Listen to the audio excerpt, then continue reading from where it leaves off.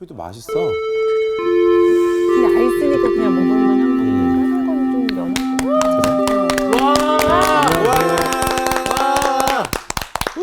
안녕하세요. 안녕하십니까? 안녕하십니까? 잘 지냈어요? 네. 반갑습니다. 오늘 복습이 네, 저입니다. 아름다운 향기요. 예. 시작합시다. 네, 지난주에 예수님께서 늘 그러셨다시피 무리들을 모아놓고 가르치고 있으실 때에 이 바리새인들이 예수님께 질문을 합니다. 사람이 아내를 버리는 것이 옳으냐? 그래서 옳으냐? 저희가 생각했어요. 아니, 예수님은 결혼도 안 하셨는데 왜 예수님께 이런 질문을 하지? 생각을 했는데 알고 보니까 이 사람들이 아주 머리가 아주 영악해요. 아주 그렇지. 완악해. 왜냐면 만약 예수님이 맞다고 해도 그 당시에 정치적인 분위기가 헤롯이 이복 동생의 아내를 취할 만큼 그렇게 막 빼앗고 그런 분위기여서 맞다고 해도 걸리고 아니라고 해도 율법에 걸리고 이렇게 얘기하나 저렇게 하나 완전히 궁지로 몰아넣을 수 있는 절호의 기회였거든요. 근데 예수님께서는 당황하지 않으시고 모세의 그 이혼 증서 얘기를 하십니다. 근데 그 당시에는 마음에 안 들면 무조건 여자를 갖다 버릴 만큼 너무나 남자들이 다 아내를 버렸어요. 그만큼 최대한 못하게 막았던 거죠. 그러면서 그런 얘기를 해주시면서 여기에 예를 든 게 남편과 아내 이야기를 하셨는데 남편 대신 예수님 그리고 우리 아내 우리의 여자들은 교회와 같은 그래서 이게 하나가 되어야 된다. 그래서 예수님이 교회를 사랑하시듯이 남편이 아내를 사랑하고 또 이 아내가 이 교회가 하나님을 섬기고 사랑하듯이 이렇게 섬겨야 된다 하면서 이게 하나가 돼야 된다. 그 얘기를 하시면서 살짝 얘기를 지금 살짝 건너뛰면 마지막에 목사님께서 됐어양을 건너 인도양을 건너 노래를 이렇게 하시면서 하나님은 우리가 어떠한 일을 해도 우리를 버리지 않으신다. 다 그렇게 하시면서 우리를 안아주시고 품어주신다라고 마무리하셨던 기억이 납니다. 예. 네. 좋아요. 잘했어. 훌륭해. 지난주에는 제가 좀 시간 배정을 잘못해가지고 그 바리새인들이 예수님을 시험하려 했던 시대적 배경에 네. 그 정치적 스캔들을 너무 좀 세밀하게 공부하는 바람에 그것 때문에 많은 공부가 됐습니다. 눈치챘군요. 뒷부분에 좀 건너뛴 게 있어요. 사실은. 그 당시 남자들이 모세의 율법 시대에 얼마나 못됐는가 하면 방금 그런 예증을 들었듯이 그렇게 여자들을 그저 물건 취급해서 내다 버리는 거예요. 그러면 그 여인들은 다른 남자한테 시집도 갈 수 없으니까 매운 굴로 들어갈 수밖에 없어요.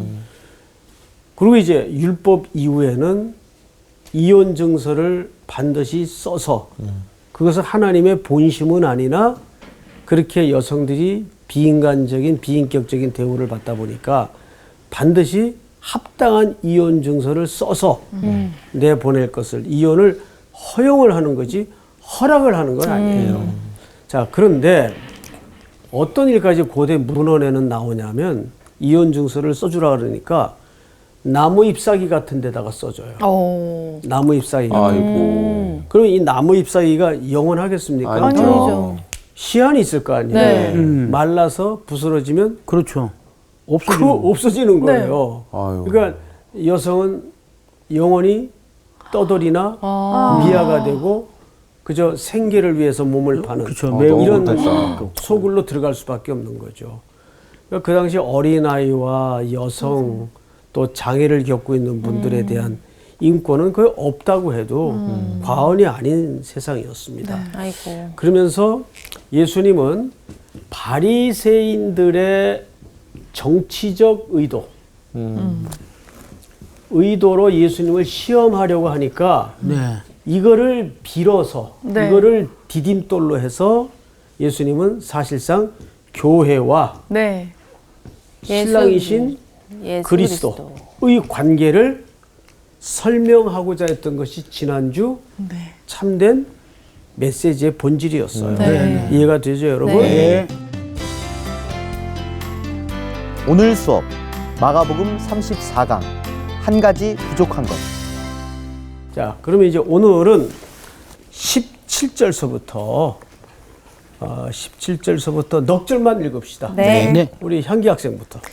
예수께서 길에 나가실새 한 사람이 달려와서 꿇어 앉아 묻자오되 선한 선생님이여 내가 무엇을 하여야 영생을 얻으리이까. 예수께서 이르시되 내가 어찌하여 나를 선하다 일컫느냐 하나님 한 분 외에는 선한 이가 없느니라. 내가 계명을 안 하니 살인하지 말라, 간음하지 말라, 도둑질하지 말라, 거짓 증언하지 말라, 속여 빼앗지 말라, 내 부모를 공경하라 하였느니라. 그가 여짜오되 선생님이여 이것은 내가 어려서부터 다 지켰나이다. 와, 대단하죠? 오, 네, 대단하네요. 일단 자신감이 너무. 이 본문이 무엇을 뜻하는지에 대해서 오늘 좀 세밀하게 접근을 해보도록 하겠습니다.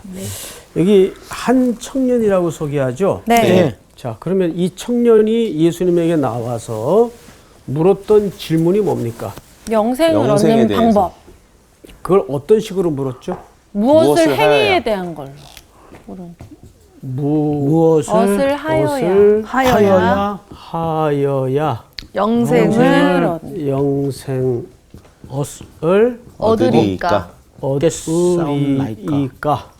이 질문이었죠? 네.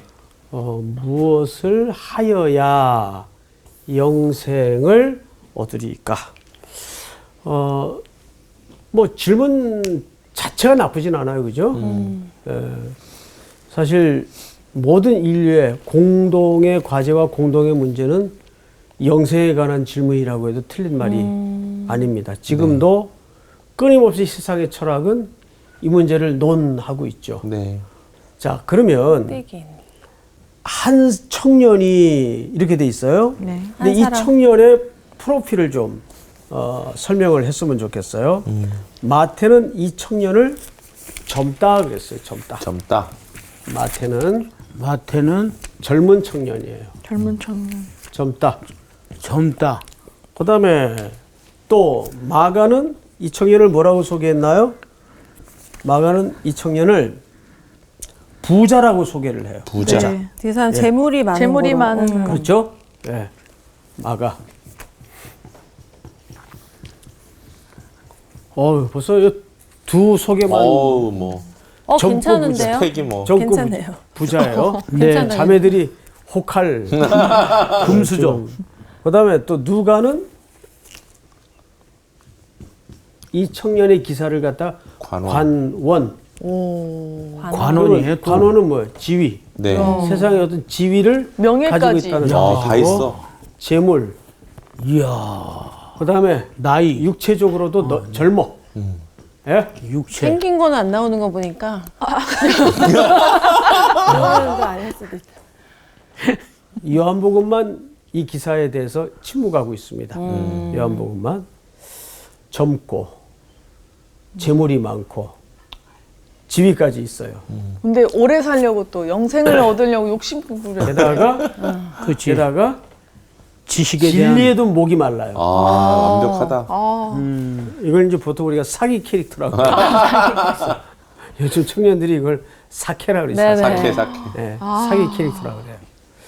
이건 뭐 요즘 말하면 전형적인 교회 오빠. 그렇죠. 뭐 이 당시에는 회당 오빠라고. 회당 오빠. 그러네. 근데 어느 날 진리의 허기를 가지고 예수님의 소문을 듣고 예수님 앞에 달려 나온 겁니다. 네. 근데 성경을 잘 보시면 한 사람이 달려와서 꿇어 앉아 묻자오되. 네. 태도도 어땠어요? 얘기도 말라. 괜찮네. 태도도 겸손했어요. 네. 뭐야. 겸손했어요. 여러분 그 태도도 또 하나의 중요한 내용입니다. 네. 그럼요. 예. 우리도 이제 면접을 보면 사실 태도를 많이 보거든요. 네. 예, 그 사람이 뭐 배운 학식의 내용도 당연히 소중하겠지만 이분이 그 면접을 보러 와서부터 기다리는 태도 이런 거 다 우리 목양실에 이제 그 스태프들이 보거든요. 그러니까 그런 게 중요합니다. 태도도 아주 중요해요. 갑자기 순간적으로 옛날에 목사님 목양실 들어갈 때 내가 어떤 태도로 들어갔는지 생각이 나요. 그 앞에 거기 앉아 네. 계신 분들 계시잖아요. 그러니까 우리가 항상 겸손함으로 바른 태도로 살은. 눈부셨다 그래. 어. 에이. 자, 잊어버리세요. 네. 아, 잊어먹었잖아. 18절. 아이고. 당황해가지고 잊어먹었어. 18절. 네. 예수께서 이르시되 네가 어찌하여 나를 선하다 일컫느냐 하나님 한 분 외에는 선한 이가 없느니라. 선한 이게, 이가 없느니라. 이게 굉장히 신학적으로 논란이 많은 구절이에요. 그치. 예수님이 자, 하신 수희 말씀이니까. 네. 왜 이 구절이 논란이 되었을까요? 예수님과 하나님은 성령님 삼위일체잖아요. 그렇죠, 그럼 성품이 또 같잖아요. 그렇죠. 같은 성품이시면 하나님 선하시면 예수님도 선하신 건데 나는 선하지 않는데 하나님만 선하다라고 한 게 문제가 될까요? 네, 혹시? 지극히 상식적인 이해 속에서 정확히 말씀을 하셨어요. 그게 신학적으로 문제가 되는 거예요. 그렇죠. 그래서 이 구절 가지고 학자들끼리 또 굉장히 좀 성경에 비평적인 학자들은 예수 그리스도의 신성에 대해서 이 부정하는 전형적인 구절로 소개가 됩니다. 충분히 그럴 개연성이 있죠? 네. 그렇죠. 자, 그러면 다시 이 청년의 질문으로 들어가 보세요. 아하. 제가 읽겠습니다. 예수께서 길에 나가실새 한 사람이 달려와서 꿇어 앉아 묻자오되 선한 선생님이여 내가 무엇을 하여야 영생을 얻으리까? 자, 아까 우리 수희 학생이 이 문장을 쓸 때 여기를 강조했었죠. 무엇을 네. 하여야. 그리고 앞에가 무슨 수식어가 붙어 있죠? 선한 선한 예수님이요. 선생님. 선생님. 이어 그러면 수희 학생 입장에서 한번 생각을 해보라고요. 네. 이 청년의 선하다는 기준 네. 그리고 이어서 무엇을 하여야라고 말한 표현으로 봐서 이 청년이 가지고 있는 선함의 기준은 뭘까요? 행위. 행위예요. 행위인데 뭔가 이렇게 베풀고 행위로 보시는 거죠. 행위로. 지금 이 청년의 궁극적인 부름은 영생에 있어요. 구원을 받아야 돼요. 네. 근데 뭘 물었죠? 무엇을 하여야 행위로 그럼 뭘로 구원받는다. 구원을 받는다는 이해를 갖고 있나요? 행위로 구원을 받는. 그렇죠. 갇혀 이 있는 선한이라는 수식어도 청년의 의식 기초에서는 행위로 구원을 주시는 얻는다는 이해를 가지고 물었던 거예요. 네. 그건 이 청년이 영생에 대한 질문을 한 사람으로서 대단히 기초가 잘못된 질문이에요. 맞아. 네. 그렇죠. 이거를 드러내기 위해서 예수님은 하나님만이 선하시다. 라고 일부러 붙였거나 선한 선생님 이렇게. 하나님만이 선하시다. 이렇게 설명을 한 거지 나도 죄가 있다 그 뜻이 아니라 그렇죠. 거예요. 예, 예. 이해가 되죠? 네. 자, 그러면 다시 성경을 보세요. 18절 네가 어째 나를 선하다 일컫느냐 하나님 한 분 외에는 선한 이가 없느니라 네가 계명을 안 하니 그리고 하였느니라 쭉 한 다음에 네. 그가 여짜오되 선생님이여 이것은 내가 어려서부터 다 어떻게 한나이다? 지켰나이다. 지켰나이다. 그러면 이 사람이 율법에 대해서 본질적 이해를 하고 있다는 얘기예요? 아니죠, 모르고 아니죠. 못하고 있다는 있죠. 네. 문자적으로 모르고 네, 있다는 네. 얘기예요. 자, 우리 보통 하나님이 인간에게 율법을 줬어요. 네. 로마서에 보면 이 율법을 준 이유가 왜 줬어요? 죄를 알게 하기. 그렇죠. 네. 율법을 지켜라가 1차적인 목적이 아니에요. 율법을 지키라고 주었더니 율법이라는 걸 캐논이라고 그러죠. 네. 잣대란 말이에요. 잣대를 주었더니 뭐가 죄고 의인은 없나니 하나도. 하나도 없다는 사실이 드러났어요. 눈동이 났어요. 네. 뭘로? 잣대로. 율법으로. 율법으로. 그러니까 그 율법이 잣대. 이 율법으로. 어? 그러니까 율법은 우리를 그래서 누구에게로 인도하세요? 그리스도에게로. 네. 갈라디아서의 얘기 아니에요. 네, 네. 로마서 공부할 때 여러분 그때 휴학했었어요? 예? 그래서 갈라디아서에 보면 율법은 우리를 그리스도에게로 인도하는 가정교사라. 네. 자, 그러면 왜 율법이 우리를 그리스도에게로 인도해요? 수희 학생. 네. 그러니까 우리가 의롭지 않고 우리가 죄인임을 알게 하니까 그렇죠. 그로 인해서 우리 죄를 대속하신 예수 그리스도를 붙잡게 하는 거죠. 그렇죠. 네. 우리가 율법을 지키라고 주었는데 하나님께서 네. 내가 할 수 있는 게 없어. 맞아. 인류 역사상 지킬 수 있는 능력과 없어요. 실력을 가진 인생이 없더란 없어요. 말이에요. 그게 네. 로마서의 정의 아니에요. 네. 의인은 없나니 없다. 하나도 없어. 그럼 어떻게 해요? 그래서 그것을 완성해 주기 위해서 누가 오셨어요? 예수 예수님이 그리스도. 오셨다. 내가 온 것은 율법을 폐하려 함이 아니요 이루려 함이라. 네. 네. 그래서 율법을 이루려고 예수 그리스도께서 오셨어요. 네. 그 우리는 누구를 바라봐야 돼요? 예수 예수 그리스도. 아, 인간에게는 하나님의 요구와 그분의 명령을 그대로 순응하고 순종할 수 있는 능력이 실력이 없구나. 네. 그러니까 내 안에 의가 없구나. 그게 다윗이 깨달은 진리예요. 네.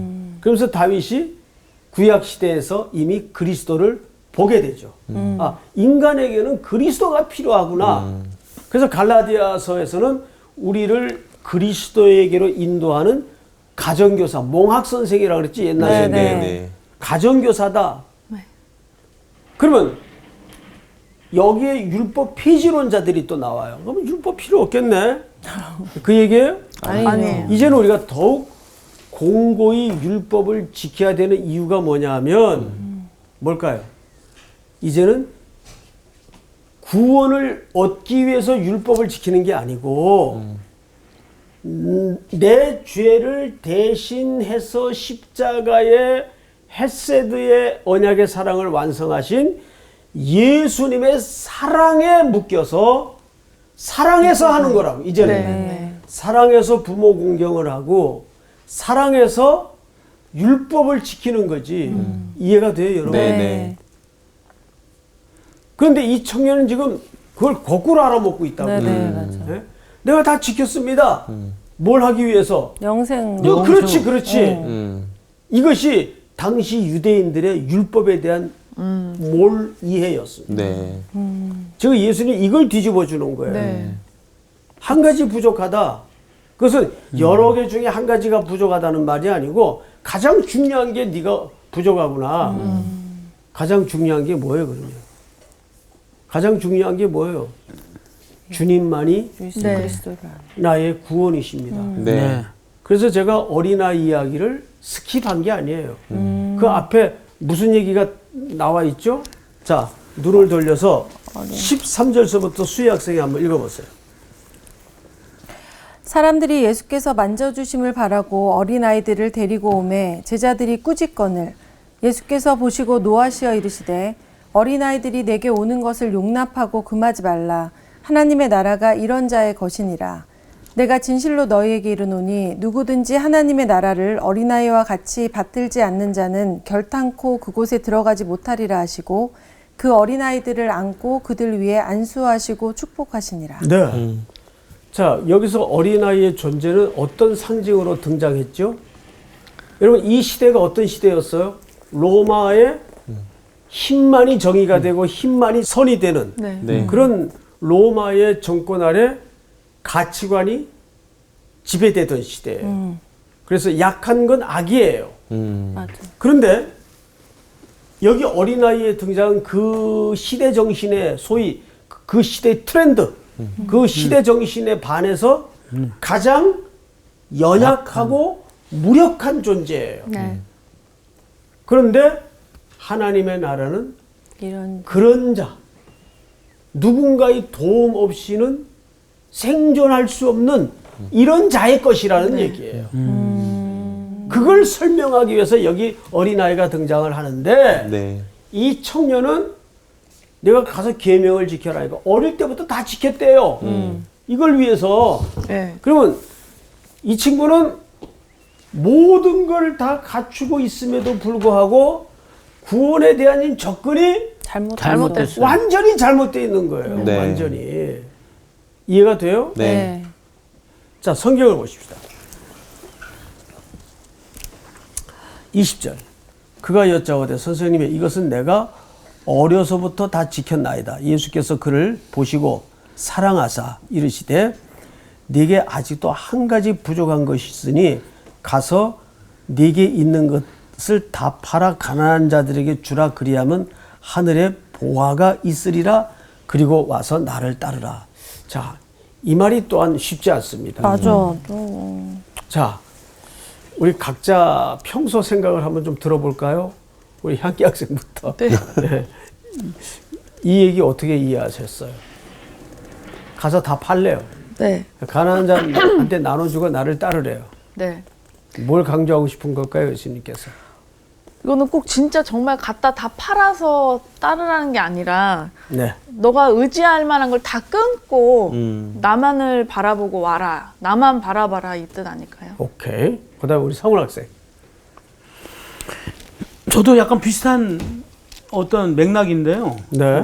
그 시대에 가장 약한 자들이 어린아이 그리고 그 여자들, 그러니까 약한 자들을 위해 오신 우리 예수님이 그 약한 자들의 마음을 알 수 있게끔 우리들에게 어떤 그런 마음을 주셔서 그런 마음을 같이 공유하면서 그러면서 살아가자.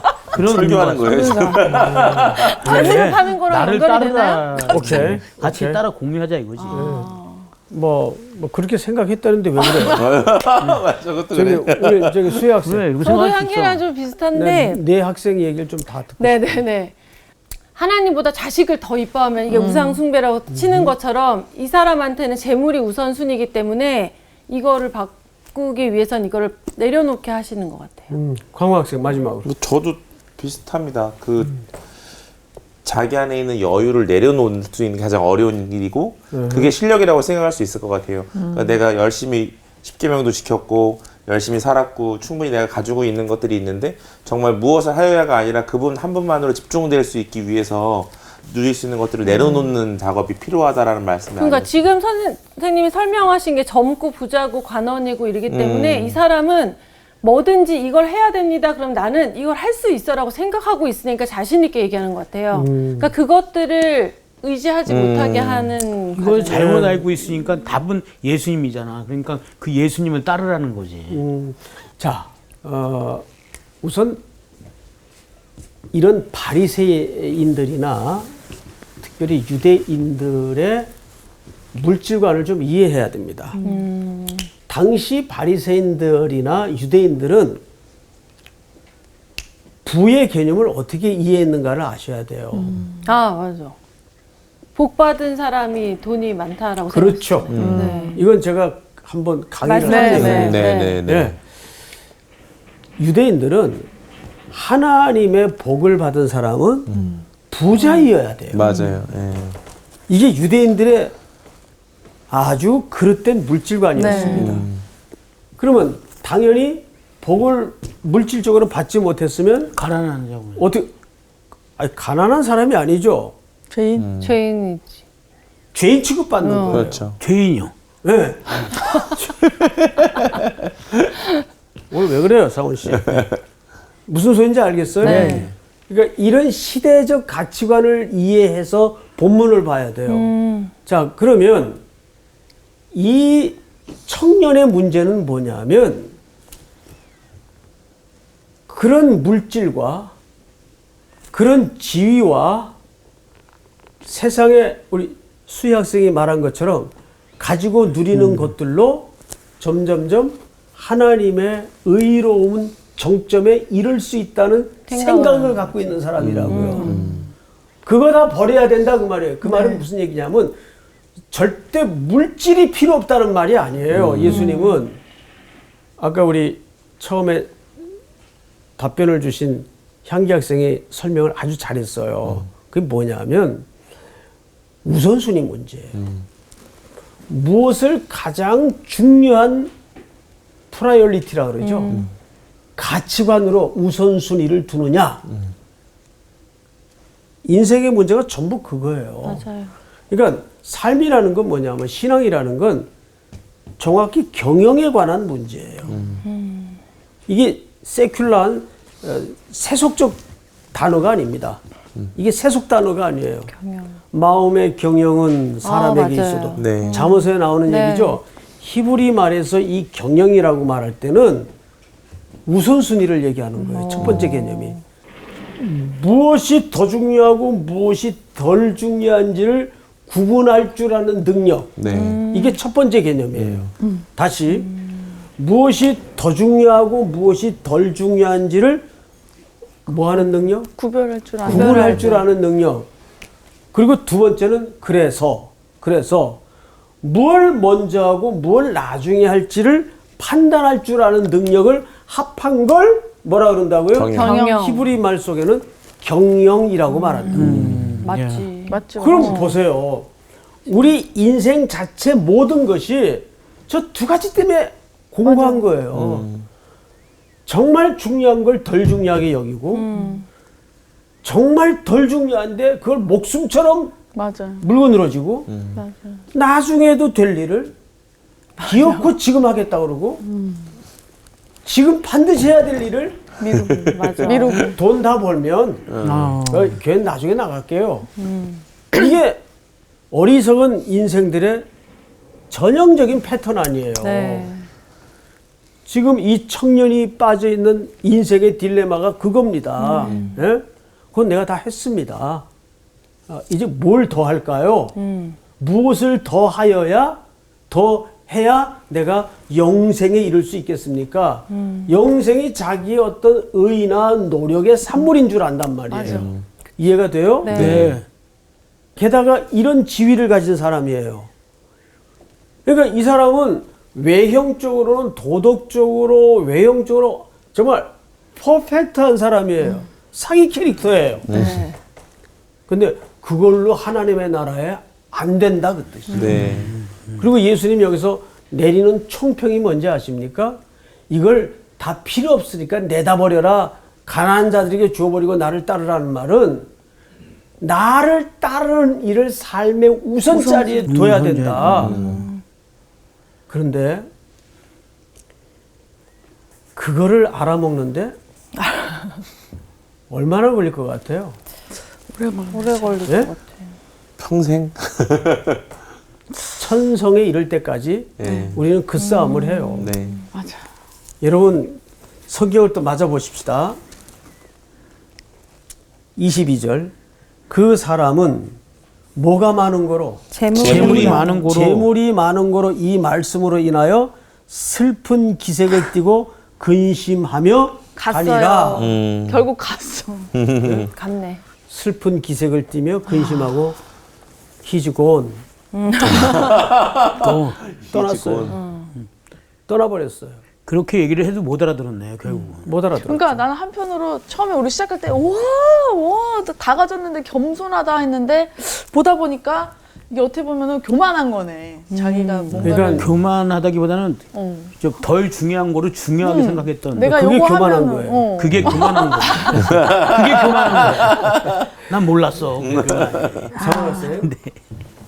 상훈 학생은 많은 메시지를 생산해요. 항상 수업 시간에 훌륭해. 그 헛다리 여러 번 짚는 바람에 우리 클래스 학생들에게 네. 굉장한 그 기준이 돼요. 기준. 기준. 교만의 정의는 뭐냐면 네. 하나님 오셨 청년의 태도, 내 힘으로 가능하다는 그 태도가 자체가 그게 교만한 거예요. 그렇죠. 그러면 가장 겸손한 태도는 뭐냐면 하나님 아우 인정하는 전 뭐 부족해요. 저는 아무것도 못해요. 이게 겸손한 게 아니다. 아니고. 아니다. 뭐가 겸손한? 주님만이 답이십니다. 이건 주님밖에는 나를 구할 리가 없고 의지할 분이 없습니다. 이 고백을 터쳐낼 수 있는 삶의 태도를 중심을 가진 자가 겸손한. 가장 겸손한 거예요. 지난주 우리 부부관계 얘기했죠. 예. 뭐예요? 여러분 부부관계도 똑같아요. 정결한 관계는 무슨 관계입니까? 맨날 샤워 하루에 3번씩 하는 거예요. 그게 아니에요. 네, 네. 정결한 관계는 양자 사이에 틈이 없는 완전한 하나. 이게 가장 정결한 관계예요. 네. 어떤 것도 둘 끼어들지 사이를 못하는. 개입할 수 없는. 그러면 주님과 나 사이의 가장 정결한 상태는 어떤 상태예요? 완전히 밀착된 네. 상태. 붙어 있는 한 상태. 몸을 이룬 상태. 그걸 거룩이라고 말하고 정결이라고 말하고. 네. 그게 온전한 화목이에요. 네. 그래서 지난주 이야기는 화목하라는 명령 끝에 주어지는 본문이었잖아요. 네. 네, 맞아요. 기억나시죠? 네. 예. 결국 이 청년의 가장 큰 문제는 예수님에 대해서 거듭남의 눈이 있었다는 얘기입니까? 없었다는 얘기입니까? 없었어요. 없었다는 얘기예요. 내가 율법 아래 진노 중에 죽을 수밖에 없는 죄인이구나를 네. 그 십자가 앞에 한 번도 인생을 대면해 본 적이 없는 거예요. 네. 쉽게 얘기하면. 네. 그러니까 약간 글로만 배웠어요 이런 느낌 같아요. 그렇죠. 근데 이제 한국 교회 안에 이런 그 보통 우리가 이런 그 성도를 무늬만 성도, 노미널 크리스찬이라고 그러죠. 명분만 성도인 네. 사람. 그러니까 그 솔직히 말해서 성도보다는 종교인이죠. 여러분 종교성만 가지고도 장로 되고 목사 돼요. 네. 그치, 충분히 그럴 수 해요. 있어요. 맞아. 그런데 거듭나지 않는 사람들 얼마나 많은지 몰라요. 네. 맞습니다. 거듭남의 자체가 내 힘으로 되는 겁니까? 아니요. 우리가 어머니 복중에서 태어나는 것은 전적으로 타의에 의해서 나오는 거예요. 맞아. 내 의지와 상관없이. 내가 뭐 언제 이렇게 동글동글하게 생긴다 그랬어? 그렇게 그냥 태어나는 거예요. 그렇듯이 구원이라는 거는 맞아. 내 계획이나 의지나 작용이 전혀 개입될 수가 없어요. 하나님의 인간은 은혜다 진짜. 그 진리와 맞부딪힐 때 주를 보게 되는 거예요. 주를. 맞아. 그러니까 다윗이 힘있고 인생의 절정기에는 눈빛 하나로 언어 하나로 천하를 호령할 수 있었잖아요. 그때 넘어진 거예요. 네. 넘어지고 나서 내 마음 하나 다스리지 못한다는 철저한 죄인임을 이렇게 노래했잖아요. 내가 모태에서부터 태어날 때부터 죄악 중에 태어났다. 출생하였나이다. 네. 우슬초로 나를 정하게 하사 나를 깨끗게 하소서. 그리고 오실 그리스도를 저 멀리 언약의 기초에서 바라보는 거예요. 그때 다윗은 성도가 되는 거죠. 그러니까 다윗은 왕으로 성공한 사람이 아니에요. 다윗은 성도로 일어섭니다. 성도로. 우리도 그래요. 세상에 뭐 지니고 있고 누리고 대단하게 살았었어도 성도로 성공하지 못하면 맞아. 정말 영어로 나신 네. 진짜 아무것도 아무 아니에요. 의미가 없지. 아무것도 아니에요. 네. 맞아. 그러니까 우리는 이런 좀 흥분이 있었으면 좋겠어요. 내가 어쩌다가 이렇게 택함을 입은 맞아. 백성이 되었나. 이건 자다가 일어나서 경기를 일으킬 일이에요. 그 기적 같지 않아요? 네. 맞아요. 진짜. 근데 오늘 이상하게 상원 학생만 덤덤해. 기적입니다. 그렇죠? 네. 정말 기적이에요. 네. 저는 이 기적이 날마다 새로워요. 맞아. 왜? 내가 너무 연약한 존재고 무능한 존재를 아는데 하나님이 뭐 한다고 나를 택하셔서 아니 어쩌자고 나 한 사람을 위해서 아드님을 이 땅에 보내시냐 말이에요. 맞습니다. 네? 저도 자식을 키워보지만 그래서 나는 십자가의 사건 솔직히 이해는 안 돼요. 진짜 이해는 안 돼요. 믿어지는데 난 이해는 안 돼요.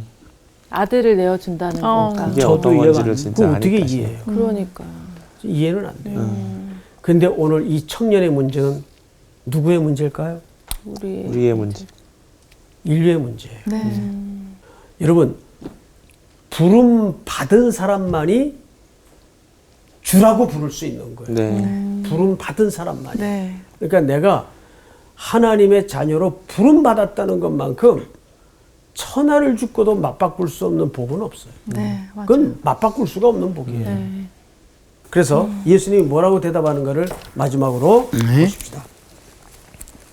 23절 예수께서 둘러보시고 제자들에게 이르시되 재물이 있는 자는 하나님의 나라에 들어가기가 심히 어렵도다 하시니 제자들이 그 말씀에 놀라는지라 예수께서 다시 대답하여 이르시되 얘들아 하나님의 나라에 들어가기가 얼마나 어려운지 낙타가 바늘기로 나가는 것이 부자가 하나님의 나라에 들어가는 것보다 쉬우니라 하시니라. 여기 얘들아 하나님의 나라에 들어가기가 이렇게 되어 있는데 네. 1하고 풋노트가 있어요. 밑에. 있어요 없어요? 없어요. 저희 여기 책에는 없습니다. 그 책에는 없죠? 좋은 성경은 있어요. 네. 어떤 사본에는 네. 재물을 의지하는 자는 하나님의 나라에 들어갈 수가 없다. 의지하는 자. 근데 그래, 여기 지금 의지 예수님이 문제. 결론으로 낙타 그리고 바늘기. 바늘귀. 이것도 제가 오래전에 한번 설명하셨어요. 누가복음 강의할 때 네. 말씀드렸던 적이 있는데 저는 이게 예수님의 그냥 유머인 줄 알았어요. 처음에는. 근데 예루살렘에 가서 그 고고학을 공부하시는 분들 강의를 들으면서 문의 모양. 그렇죠. 바늘귀문. 성이 있으면 들어가는 문이 시간이 되면 닫힙니다. 네. 그 큰 성문은 닫혀요. 그러면 마지막에 늦게 오는 사람들을 위해서 이 바늘기 같은 문을 하나 달아놓죠. 근데 장사하는 분들이 돈을 벌어가지고 잔뜩 낙타에다 싣고 옆에다 볼록 쭉 나오고. 해서 네. 낙타도 진짜 커. 일로 들락달락 하려면 여러분 통과가 될까 안 될까요? 안 되죠. 낙타만 어려운 들어갈 거. 수 있어. 그거를 풀어놔야만 통과가 돼요. 네. 들어오든지 나가든지 그 얘기를 하는 거죠. 네. 예수님께서. 그러니까 예수님의 고대의 유머죠. 사실 고대. 예? 그러니까 오늘 이 본문에서 예수님이 집중하고자 하는 것은 바리새인들이 가지고 있었던 잘못된 물질관을 부수면서 주님만이 의지할 때 네. 영원한 생명에 우리가 은혜를 누릴 수 있다는 것을 이렇게 설명합니다. 네. 그래서 항상 우리 성도들에게 매일매일 예수님이 묻는 질문은 딱 하나예요. 이게 결론인데 네 힘으로 살래? 내 힘으로 살래? 아, 네. 이 질문입니다. 네 힘으로 살래? 내 힘으로 살래? 또 오늘도 또 한 주도 다음 시간 만날 때까지 주님 힘으로 살아내는 여러분들이 되었으면 네. 참 좋겠어요. 네. 오늘 공부는 여기까지. 감사합니다. 그래서 제가 좋아하는 찬양 하나 있잖아요. 뭐요? 오늘도 부르면서 왔는데 나는 아무것도 아닙니다. 거기서 보면은 나는 아무것도 아닙니다. 난 아무것도 할 수 없습니다. 주님 능력이 아니면 난 알지 못합니다. 주님의 지혜가 아니면 그거를 진짜 항상 고백하면서 진짜 내 힘으로 할 수 있는 게 아무것도 없구나라고 그 찬양을 부르면서 생각하거든요. 오늘 근데 계속 그게 이제 후반에 생각이 나는 거예요. 오늘은 우리 상훈 형님 어떻게 뭐 이렇게 멜로디 생각난 거 없었어요? 오늘은 노래로? 그래서 지금 아까 얘기하신 것 중에 제목이 하나 떠올랐어. 네 힘으로 살래, 내 힘으로 살래. 그거 괜찮다. 그거 괜찮은 것 같아. 아, 네. 잘 나 왠지 만들어 그런 보시고. 노래가 나오잖아. 낙타가 바늘기 벌써 내려놔야 들어가야지. 뭐 이런 거. 아, 그러니까 우리도 진짜 근데 저는 이제 정결함을 얘기하면서 딱 붙어 있는 거라고 했잖아요. 정결함의 의미가. 네. 그걸 그렇지. 들으면서 지금 예수님과 나 사이에 내가 나를 가로막고 있는 게 뭐가 있나. 뭐 있어요? 이런 걸 좀 생각해 보게 되더라고요. 우리가 그냥 세상에 살다 보면은 많아. 되게 당연한 거야. 조금은 다 많은 것 누구나 그래라고 하지만 그것들이 예수님과 나의 관계를 멀어지게 하는 것들이 많을수록 관계가 네, 멀어지잖아요. 그래서 맞아. 이거를 조금 이번 한 주간 좀 정리해보는 것도 좋을 것 같다라는 생각이 들어요. 자꾸 잃어버리는 것 같아요. 결국은 자꾸 답내려고 우리가 애쓰는 건데 맞아. 오늘 저는 그 말씀이 확 꽂혔어요. 예수님만 하나님만 답이다. 맞아. 진짜 맞아. 그 말씀 잊지 않으면 진짜 우리 하나님과 우리 사이에 지금 틈에 껴있는 그런 먼지들 다 버리고 버리죠. 그냥 뽑아버리고, 버려요. 네. 버리고 가만히 다음 주에 다시 생각해보면 우리도 먼지잖아. 자, 자, 주님 의지하고 나갑시다.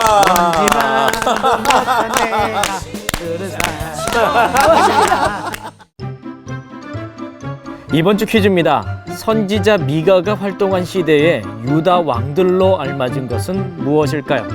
1번 요담, 아하스, 히스기야, 2번 요담, 아하스, 요시야, 3번 요담, 아하스, 여호와김. 정답을 아시는 분은 CBS 성사학당 홈페이지에 정답을 올려주시거나 우편으로 보내주시면 됩니다. 선정되신 분들에게는 대한성서공회에서 발행한 성경 통독을 위한 최고의 접서 성경 2.0, 세상을 바꾸는 복음 매거진 크리스채너티 투데이 1년 정기 구독권, 성사학당 선생님들의 저서 중 하나를 드립니다.